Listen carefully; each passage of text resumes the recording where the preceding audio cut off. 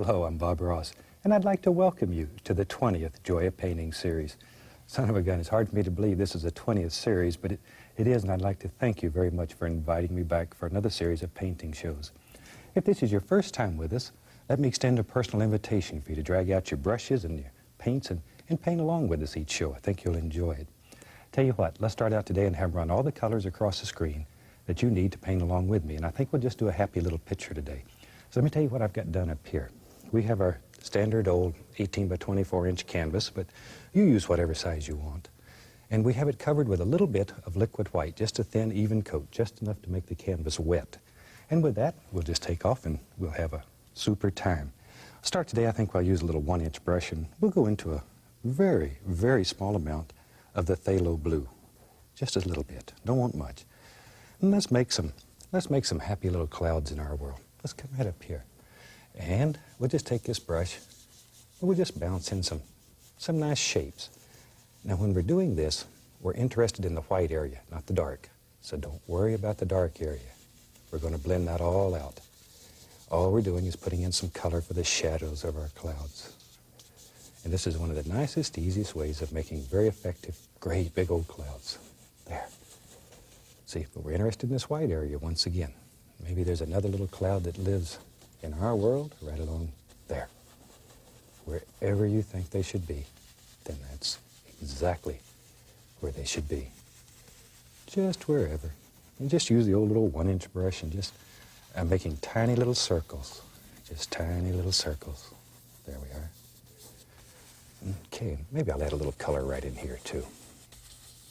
Just so there'll be a little color at the base of this cloud. There.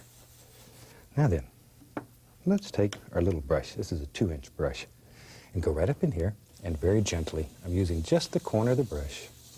We'll make little round circle patterns here. Just sort of wind it up, blend it together.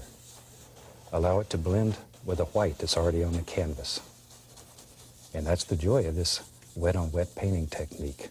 The fact that it's wet allows you to blend color right on the canvas. Right on the canvas. There you go. Now it's beginning to make a little sense. See how those dark areas end up being the nice shadows, and the white areas will end up being our clouds. This is a great way to make clouds for seascape paintings. Those great big fluffy clouds. Works very nice.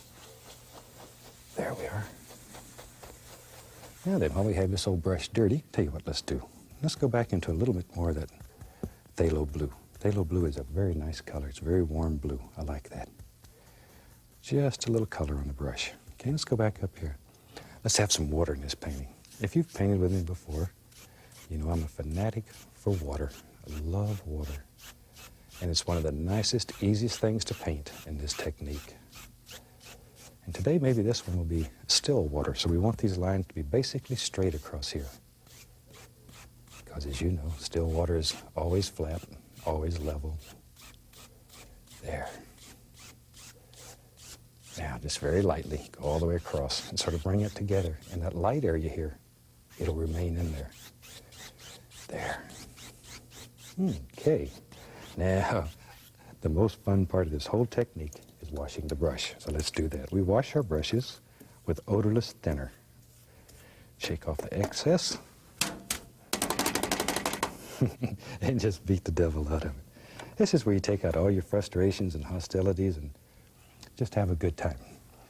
Let's go into a little titanium white. You use the old fan brush. We'll make some little clouds. I'll be right back. Let me grab a least little touch of the bright red. Just enough, a little bit more. There we go. Just enough to put a little pinkish glow into our little clouds. Don't want much. Don't want much. Okay, let's go up here. Now we got to make big decisions. We'll just use this brush and decide where our little clouds live. And we just come along here and sort of drop them in. This also works very well with a little 1-inch brush. Very well. Either way that you want to do it. Either way. If you haven't painted with us before, one of the things that we try to do here, we try not to teach you just to copy. All we're trying to do is teach you a technique and turn you loose on the world. We use no patterns, no tracings. All we do is just sort of have an idea in our mind, and we Just sort of let it happen. And if you'll practice this a little bit, very soon you can enjoy the freedom of creating a painting right on the canvas. Right on the canvas. And to me, that's where it really becomes fun. It's when you can just literally create a painting right on the canvas as you're working on it. You look at what you're doing and you'll see things. They'll just sort of happen. And you learn to take advantage of whatever happens and use it to make your painting special. And you can do that. Okay, let's go back. Get our old 2-inch brush. And I just want to now blend all that together. Just blend it together. I'm being careful not to touch these top edges yet.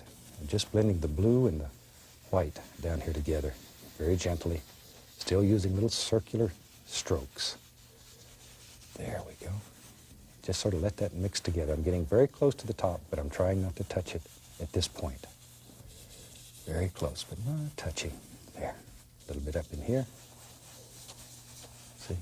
Just sort of blend it together. Mix it up, just like you're making a cake or something. Just mix it up. A little bit in here, like that. Okay, good.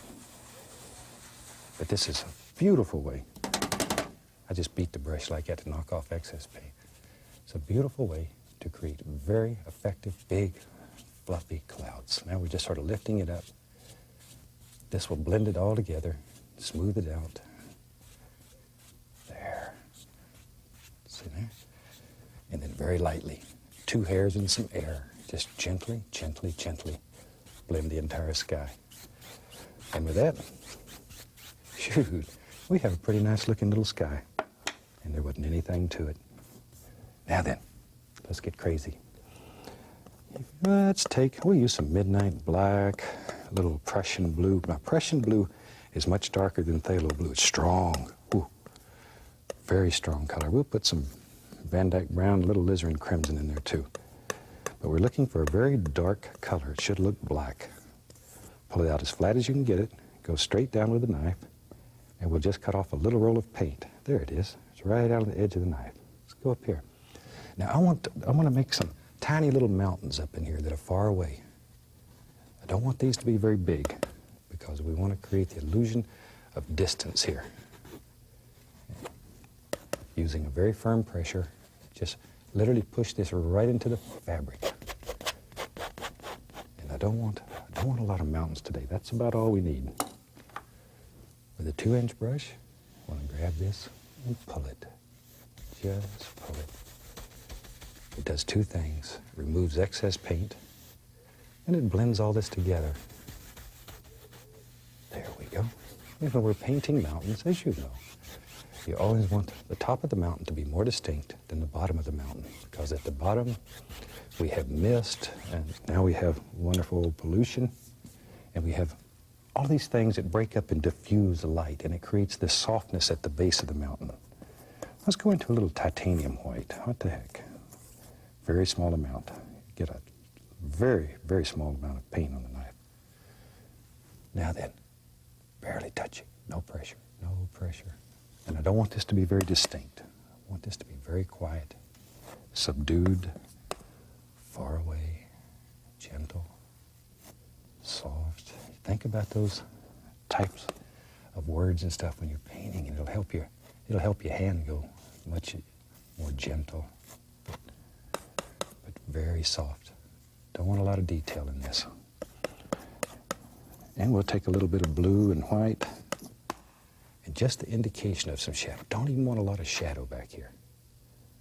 Too much detail will ruin that illusion of distance. Just enough to give the feeling that there's a nice mountain living back in there. With a clean, dry brush, following the angles, always follow those angles. We're going to very gently tap it and then lift it upward. And that'll help also create that illusion of mist at the base of the mountain. Shoot, let's get crazy. Find another 1-inch brush, or you could use your fan brush, whatever. Take a little bit more of the titanium white. Maybe in our world, maybe this old cloud right here, it just sort of dripped right down in front of the mountain. So just a little white, little circles, tiny little circles. Shoot, maybe this one right here. I don't know. Just sort of look at your painting and make a decision. Maybe it just sort of wraps this old mountain up. We'll take 2-inch brush and just blend it together. This is a super way of making mountains that look like they're just laying out here in the mist. I lived in Alaska for many, many years. And you see some of the most beautiful scenery there. God was having a good day when he made Alaska. Beautiful, beautiful. There, see that old mountain just lays up there in the mist now and floats around. Has a good time all day. Now then, maybe we'll have some little foothills back. I like to do little foothills. And we'll take some of that same mountain color, add a least little touch of sap green to it. Little sap green, there we are. But it's predominantly blue. The one that's farthest away here, we'll make predominantly blue. Okay, let me wipe my knife off. And we'll use a 1-inch brush, what the heck. You could use your fan brush or 2-inch brush, it doesn't matter. Load a little color in there. And let's go right up in here. Now we have to make a big decision. Where does our little foothills live? Maybe we'll have one coming right over here. We'll start this one out back here, just using the corner of the brush and pulling straight down, gently. Maybe the little foothill comes right over like that. Wherever. Once again, this is a very individual thing, painting is. So just sort of look at it and make up your mind how you want your painting to be. Now then, when you're doing foothills, especially layers of foothills, you want a little misty area in between. That's your separator. So take the brush, 2-inch brush, and just tap the base of it. Or you can tap quite firmly. You can probably hear how hard I'm hitting the canvas here. And then very lightly, just lift it upward a little bit. There. Okay. Now then maybe we'll have several layers in here. When you're doing landscapes, each layer, each plane, as it comes closer to you, should get darker in value.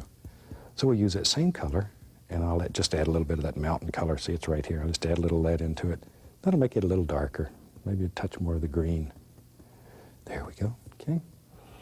Now, maybe over here, we'll hold the brush up like this, and that'll make tops that are a little taller and a little more distinct, because they're getting a little closer to you. There.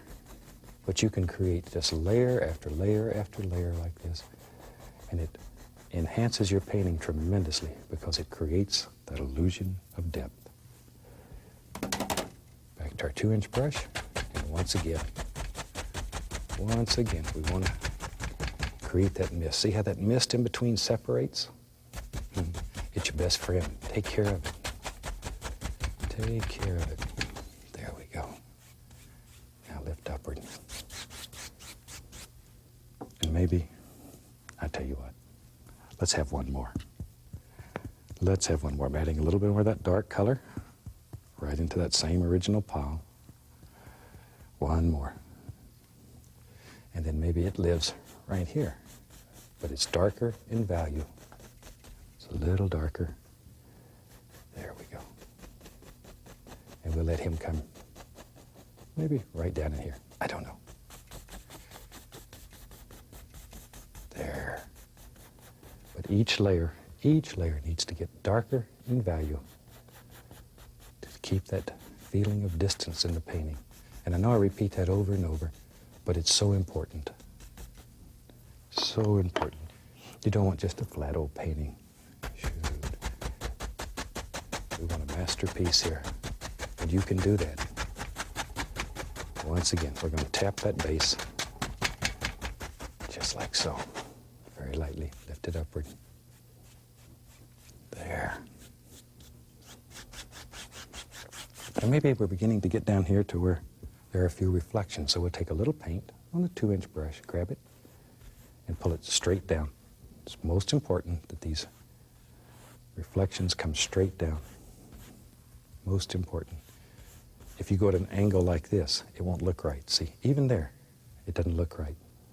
Now very lightly go across. Very, very lightly. Just enough to blend it and give it the feeling of water.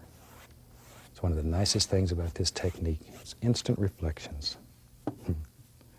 Now then, I'm going to take a little of the liquid white, put the least little touch of the bright red in it, just least little touch. Just enough to flavor it a little bit. Be careful, because very quickly this can get really intense in color. Now we just cut across, that's all there is to it. Go up here, and we'll just put in just the indication of a happy little water line that lives here. Now if you get one that's maybe a little too strong or too bright, just go back and rub it. The more you rub it, the lighter it'll get, because it'll just be absorbed right into the color it's underneath. No big deal. And if you've painted with me before, you know without question that we don't make mistakes here. We just have happy accidents. But you learn to use anything that happens. Okay, maybe right there. And little ripples. But notice how all these lines are basically straight. If they're not, it's going to look like your water's going to run right out of your painting and get your floor wet, and you'll have to tie a bucket on one side. We don't want you to have to do that. Now, tell you what, clean off a little spot. Let's take some black, Prussian blue, brown, crimson, sap green, all those same colors, but with no white in it. It's very, very dark, very dark. Looks black on the palette. There. Okay, let me clean my knife. And I just wipe the knife on an old paper towel. Find a fan brush here. Let's take the fan brush and go right into that color. Load a lot of paint onto the brush, both sides. See, the bristles are, there's a lot of paint in there. Okay, let's go up here. Maybe back in here in our world there lives, well, there does now anyway, there lives a happy little evergreen tree. And we just use the corner of the brush, just the corner, and as you work down the tree, add more and more pressure so the bristles bend downward much, much more. Look at there. Isn't that a nice way to make a happy little evergreen? Let's give him a friend. You know me. I think everybody should have a friend. Friends are so important. There. All right. Maybe, shoot. In our world, maybe there's 3 trees here. You can put as many or as few as you want. The only thing that we would like to teach you here is how to make a tree. You decide how many trees you have in your world. Maybe we'll have some, maybe there's a little reflection down here. Just put some general shapes. We're not looking for detail. Not looking for detail. Just very basic little shapes. Shoot, who knows? Maybe there's some land there too. You can just push up with a fan brush and a little bit down for the reflection.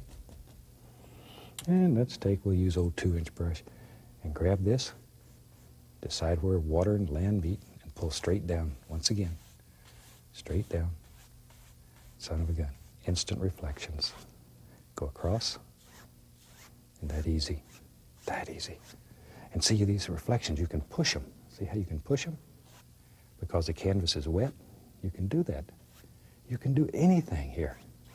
On this canvas, you have total and absolute power, unlimited power here. When I go home, the only thing I can do is take a garbage out. But here, I can do anything that I want to do. Let's take a little of the dark sienna, a little white, get a little roll of paint on the knife. Let's put a little indication here and there of a little tree trunk that lives in these. There. Don't want a great deal. Don't want a great deal. Just enough to indicate there's something in there. And you can just take the point of the knife and just scrape through and make little lines and sticks and all those little things. And tell you what, let me grab another fan brush. I have several of them going here. And let's take and go into a little yellow. This is cad yellow. A little touch of that color that we made the tree out of. Since it has blue in it, as soon as we touch the yellow, it turns beautiful green color. Maybe a little yellow ochre too. I want a dark green here. Once again, load the bristles quite full. A lot of color. Let's go up here. Now then, let's put some highlights on these little trees. Don't want to overdo. If you too much highlights on here, too many highlights, then it loses its effectiveness. We want these to be quite dark. Look at that. And that's all there is to it. Darker, darker, darker. Now maybe down here there's some little grassy things that grow on this. And you can just make those by pushing up with the brush. That's all. Very easy. Now, let's have some land under there. We need something to hold those trees up so they don't fall over in the water and make a big splash. There. Little Van Dyke brown, little dark sienna mixed together. Like so. We'll take a little touch of that brown and white. Just make the indication of a little land there. A little bit of the liquid white that we had left over. And we'll just put in a little water line. This water line is your separator. It's a light between two darks, and that separates it and makes it stand out. All right. Tell you what, we'll just use this big brush. Ready to have some fun? If you've painted with me before, you know that I love to make big trees. So let's do that. I'll use the old 2-inch brush today. An old 2-inch brush. So often we avoid this brush because it's big and we're afraid of it. A lot of paint. Wiggle, wiggle, wiggle. Then sharpen it just like you would a knife. Look how sharp this brush is. There you can see. It's very sharp. Okay, let's go up here. Now then, maybe in our world lives a big evergreen tree. Right there. Just touch the canvas. Now we use just the corner of the brush. And just go back and forth. And begin laying in all of these beautiful little limbs and stuff that live here on this tree. There. Okay. Tell you what. We'll have another one. You knew that, didn't you? You knew I'd have a friend out here. There. Okay. Now then, let's have some, maybe there's some big leafy trees, not evergreens, that live here. There. Let's just push in some nice leaf and branch shapes. Look at there. But when you use a big brush, you can do this very rapidly. Now, let's go on the other side. We need some over here too. Now you could do this with a 1-inch brush if you wanted to. Works just as well, just as well. This is just a little bit faster. A little bit faster. There we are. Okay, just bring it right on down, right on down. Now you have to start making big decisions. Okay, we'll just put there. Nice bush lids there. Tell you what, let's get crazy. Maybe it just goes all the way across. In your world, you can do anything that you want. If you want this shrubbery and bushes and trees to come all the way across, then do it. Do it. All right. Now then, we can just take a clean knife and just make the indication of little sticks and twigs just by scraping, just point of the knife. We're going to cover most of those up, but some of them will show. We could even use a little brown and white, come right up in here, put the indication of a trunk. Not a great deal of detail, just a little over here. Because these are going to be deep in the old tree here. You're not going to see much of them, but they're there. Now then, we'll dip the brush into a little of a liquid white, 1-inch brush. We'll go right through. I'll use a little cad yellow. Grab some sap green up here. There we are. Cad yellow, sap green. Pull the brush in one direction. Load a lot of color in it. Let's go up here. Now then, think about all your little leaves and stuff here that would just shine and, they would sparkle out here in the sun under this big mountain. And when you're painting, make up little stories. Think about the scene that you're painting. Become part of it. Make friends with a tree. Shoot, you can just drop all this stuff in and let it go. Darker, darker, darker as you work down toward the base of the tree, though. Darker, darker. Add a little yellow ochre here or there, a little Indian yellow sometimes, just to change the flavor. Wherever you want them. There we are. A little touch of bright red even here and there. It's up to you. Up to you. There. And you choose even the time of year. Let's go on this other big tree over here. Maybe over here. There it lives. There it lives. This big tree. Think about individual shapes and form inside of this tree. Don't just throw it on at random. Think about the limbs inside the tree that give it shape and form. There. Okay. Darker, darker, darker. Down here toward the base. Much darker. Let's have a bush right here that has red flowers on it. Look at that. See there? Just by putting a little bit of red on the end of the brush, you can do that. Here lives another one. Just do one bush at a time, though. One at a time. There they go. Okay. Just wherever you want them. Shoot. It's coming along pretty nice. There. Okay. On the other side over here, and we'll put in some little bushes here. And you can use the brush sidewards. Just push upward and create all kinds of little things. Just like so. All right. I'm going to put a little path in here. Use a little Van Dyke brown. We got just a second left, so I'll throw that in. A little brown and white. Give us indication of a little path. Then all we need to do is put a little bush over the top of it and set it right down into the painting. Shoot, I think we have a finished painting. With that, I'm going to wish you happy painting, and God bless, my friend. I'll see you next show.